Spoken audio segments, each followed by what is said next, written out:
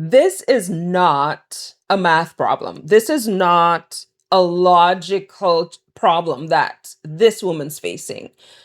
That woman, the one that I'm talking about, she is actually the one who manages money corporately without any problems. She has no issues moving millions of dollars around for her business or for her corporate responsibilities in order to get to the results that she wants. She has no problem with that. So we know this isn't her hating math or hating numbers. This is not what this is.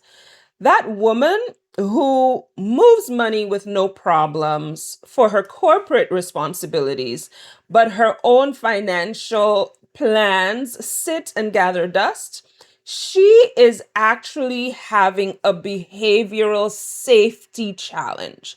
And I want to take some time today to kind of explore with you what that looks like and how we can get past it, because your lack of action is actually compromising your financial sovereignty.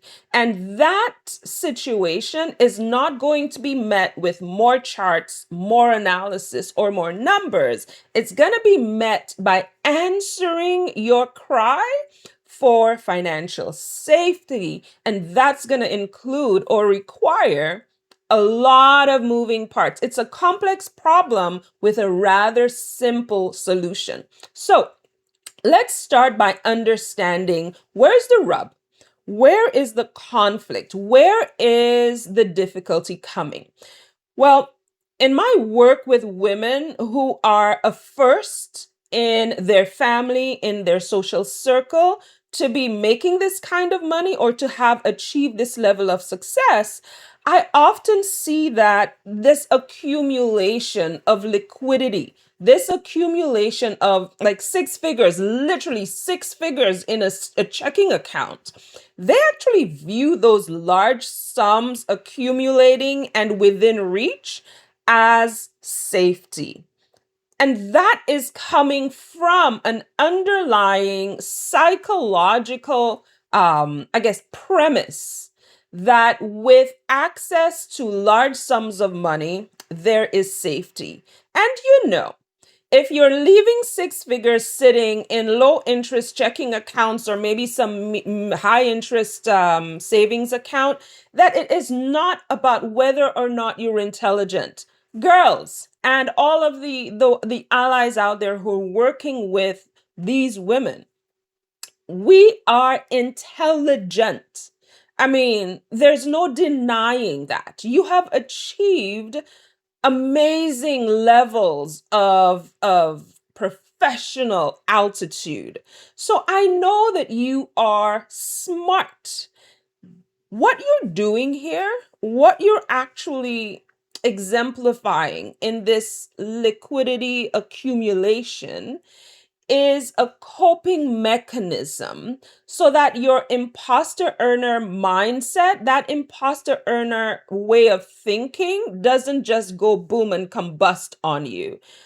That way of thinking is that you fear making a mistake, and not just any mistake, but a mistake that others can see, especially if it's a mistake that you're not going to be able to hide.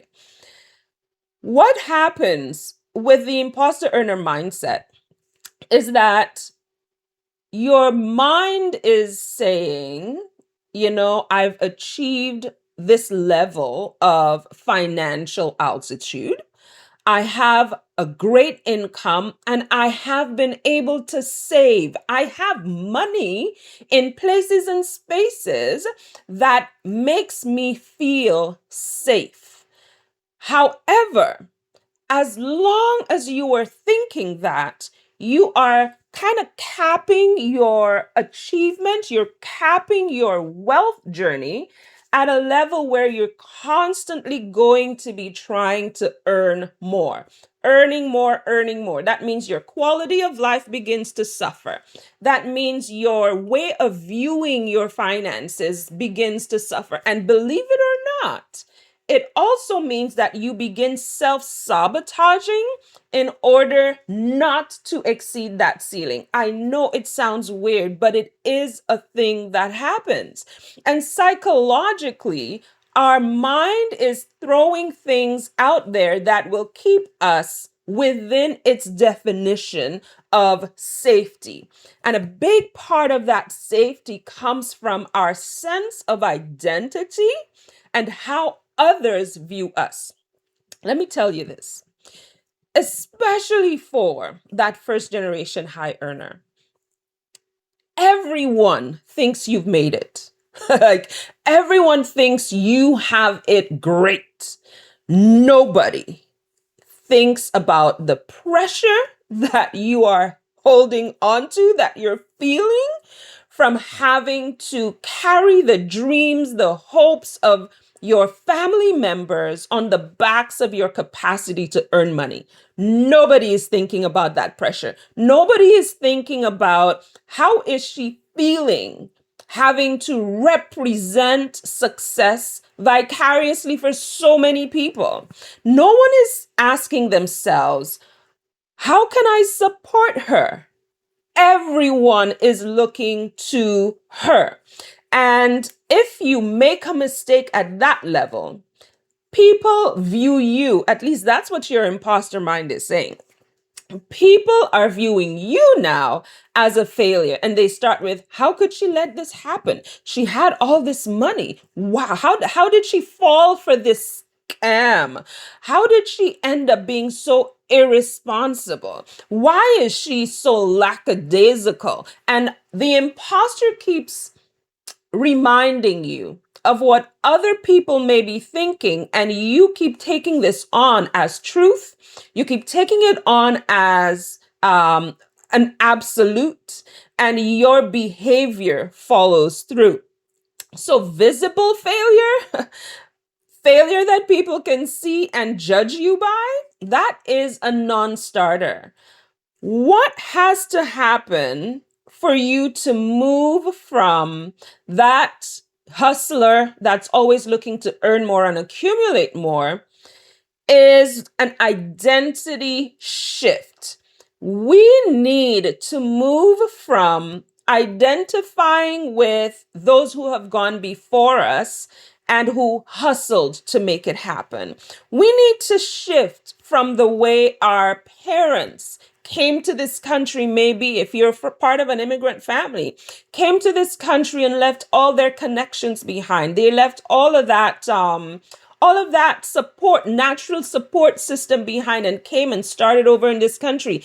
Their identity is not what you have right now. Their experiences with achievement and wealth and how they are viewed, it is not yours. And as a result, what has been exemplified for you is not what's going to take you through to that next level. Imagine if we had the same identity as our ancestors. Imagine if we still felt that we were women who could not vote, women who were seen as chattels, so things that were owned, as opposed to humans with identities and opinions and capacities and competencies. Imagine if we had that mindset in 2026. Well, it's the same way that we now have to shift our identity. And in shifting our identity, the world actually adjusts how they see us. So the question is, are you going to remain the one who is just happy with the opportunity to sit in the C-suite? Are you going to be the one who's just happy with the opportunity to own a checking account in your name? Or are you going to be that wealth architect that takes it to the next level so that you become the wealth ancestor on which others build and continue to grow? Well, here is kind of like the rub for me personally with my experiences in the traditional financial advisory space.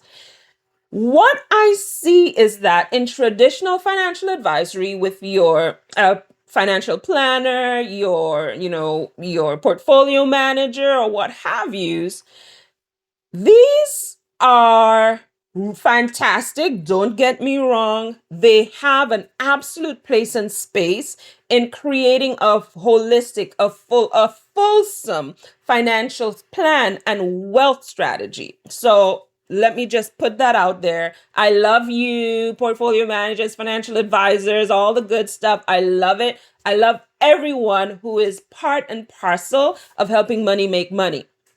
Put that there. But there's something missing.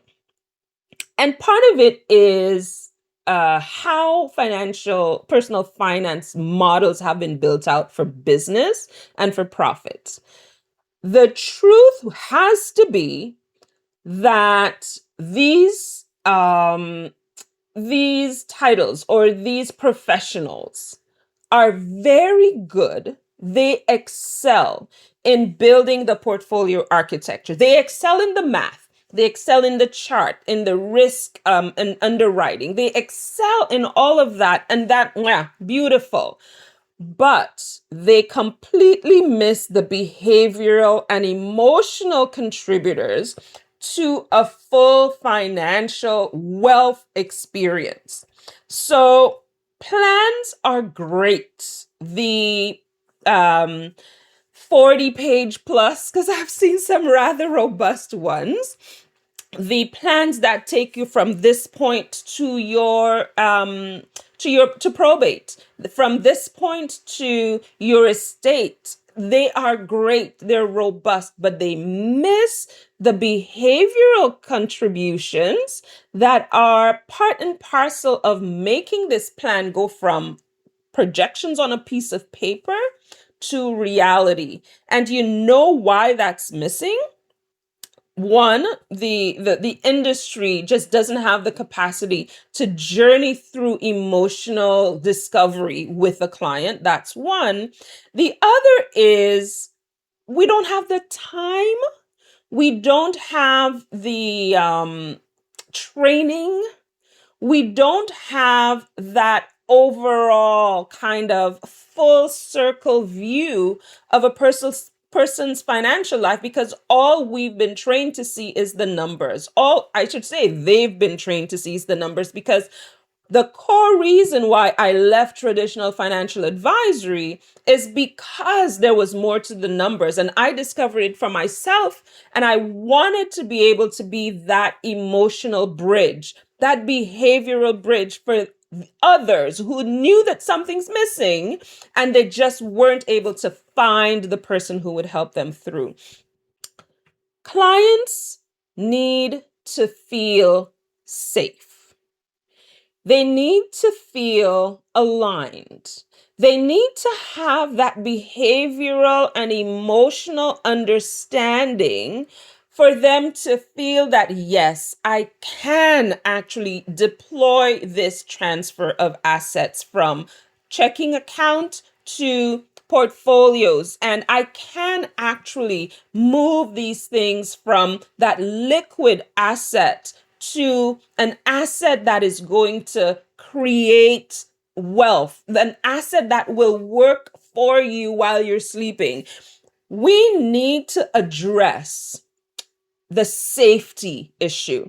And in that safety issue, we get to explore, we get to uncover, we get to peel back. So, for all the financial advisors out there, for all of these wealth management firms out there who are partnering with high net worth females who are just kind of stuck, it's time for you to decide, because you know where wealth is moving. I mean, in this day and age, wealth is moving more and more into the hands of women and more into the hands of younger people.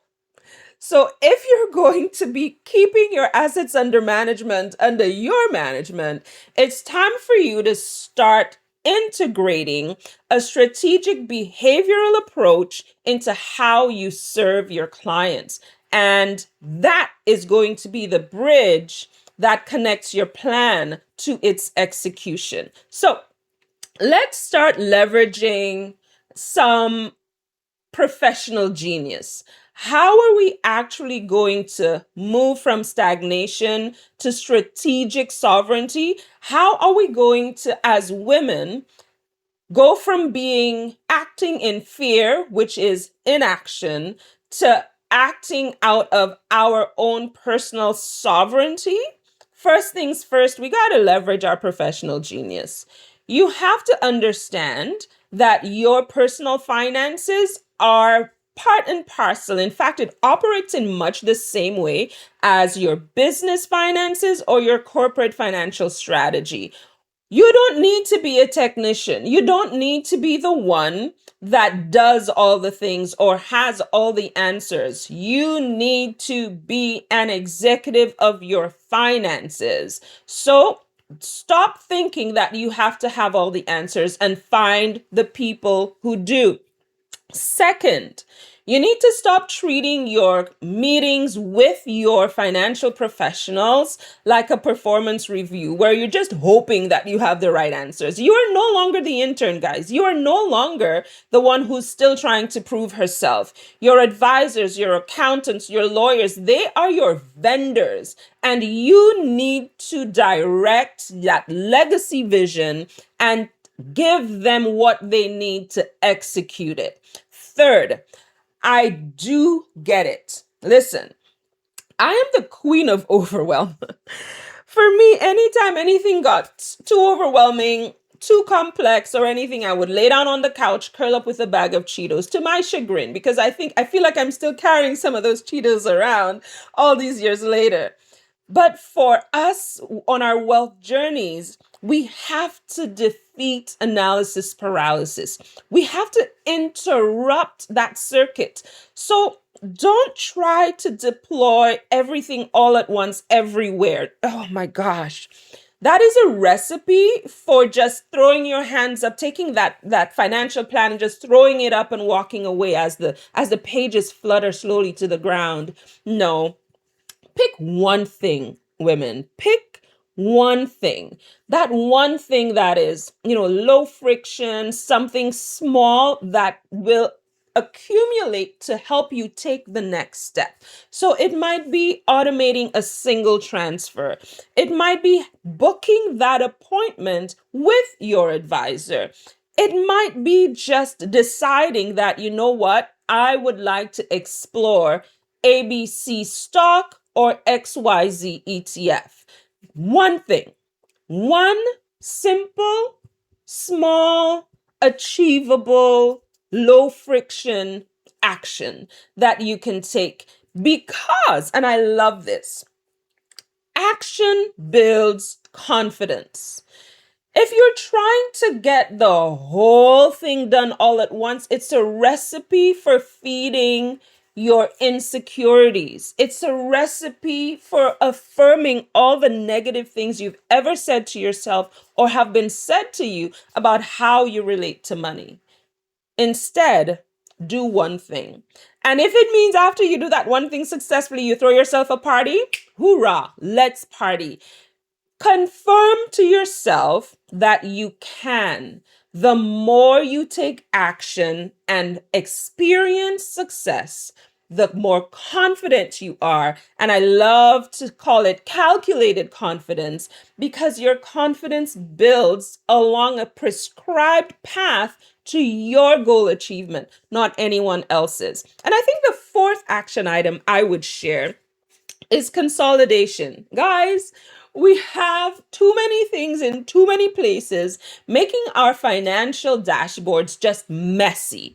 It's this here and this over there, and you want to have some items with all of the top 5 banks. You want to be able to say, you dabble here, you dabble there. That's not a problem in and of itself, but you need to be able to bring them all to one spot where you can get an overall picture. So consolidate, bring them into one single high level net worth dashboard to eliminate all the background anxiety about, okay, what do I have there? Where is this? And what's it doing over there? It gets rather complex. That could be a spreadsheet, that could be an app, but definitely we need one dashboard that gives us a great overall picture of our finances in one spot. We have to move from becoming accumulators to actually deploying wealth vision. So your high income, it's all well and good. In fact, it has served you well. It will continue to serve you well. But we need to start building an infrastructure on which we build lasting legacy, on which a new era of our lineage is birthed. We need to be able to be the shoulders on which the next level is birthed. We have to become the ancestors who can look back and say, thank you to those who've gone before. This is where I am now, and this is who I need to be in order to move to that next level and set up the next generation for more, for better, for wholesome, for impact, for positive impact. We need to let go of that false sense of safety and move into that wealth architect persona. That is where you will experience true financial freedom. So if you are that high earning woman who's really tired of letting your capital sit because you're scared, let's close that behavioral gap. You should definitely book a confidential consultation with me so we can explore Catalyst Signature Program, where you can move from earner to architect and actually reset your identity for where you are now to where you are going and those who will come after you. And if you are a firm principal with a wealth management team, or if you're leading teams of advisors, you want to ensure that you are meeting the needs of your high net worth clients. You need to execute those architectures, those blueprints, and have them sit in that position of control. Reach out and let's talk about how you can experience the Catalyst Edge. For anyone who's listening, for everyone who's listening, take back control. Release the old identity that is steeped in fear and silence your imposter earner, and take on the identity of that wealth pioneer, that wealth CEO, that wealth ancestor who's actually going to build something fantastic, marvelous, and experience true financial sovereignty. Until next time, do take care.